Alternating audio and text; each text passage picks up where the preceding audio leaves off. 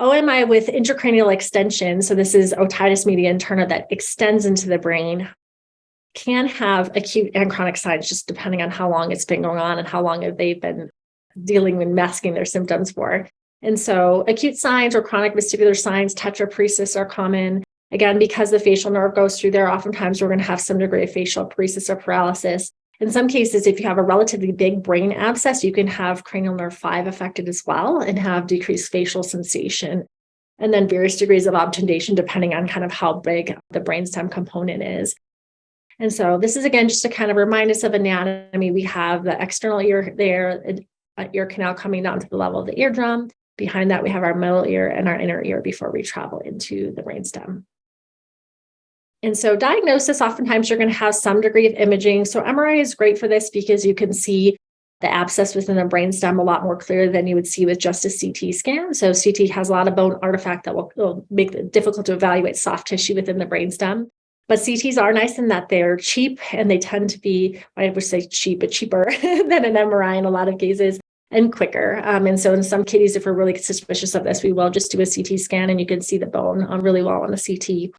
And then other ways that we'll go about diagnosing it is to do a myringotomy. So again, kind of taking a needle through the external ear canal, through the eardrum to try to sample within the middle ear. And so we said, look at cytology, we look at culture. I'd say at least half of these guys are going to be sterile. And so a lot of the assumption is that all of these cats have an infection where most of the time they're going to be more allergic. And so you're not going to necessarily culture anything.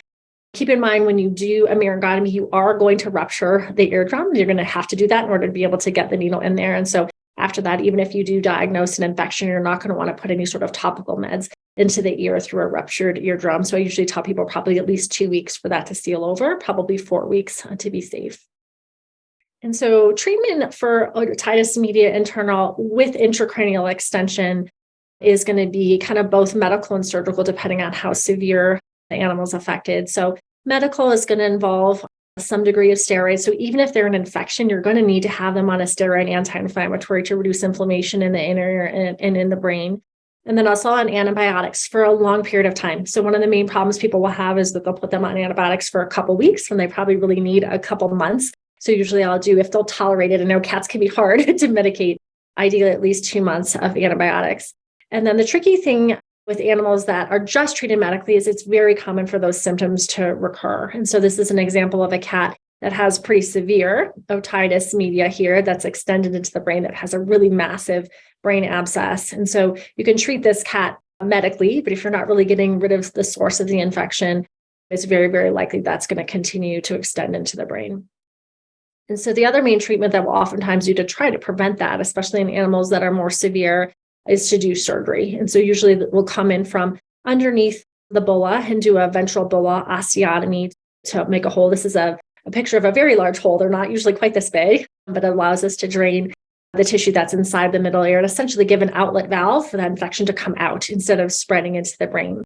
And so this is a typical look of a kitty after getting a VBO. So oftentimes, even if they didn't have Horner syndrome or facial paresis going into it, they oftentimes have it coming out. So we always just have to warn owners that oftentimes physically they don't look the best, but we're trying to prevent them from having a more significant brainstem abscess.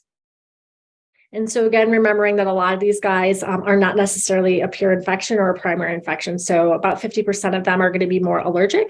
And because of that, oftentimes they're going to be bilateral and affecting both sides. And so one of the biggest issues we'll have is that cats will be treated for otitis media interna with extension on one side, and they'll be on steroids or have a VBO, and then nothing else is done after that. And sure enough, within a year or two, they're having the other side affected as well, just because the allergy has not been treated. And so for me, the most important thing after seeing these guys is that they're meeting with a dermatologist and they're talking about allergies and they're getting treated for their allergies.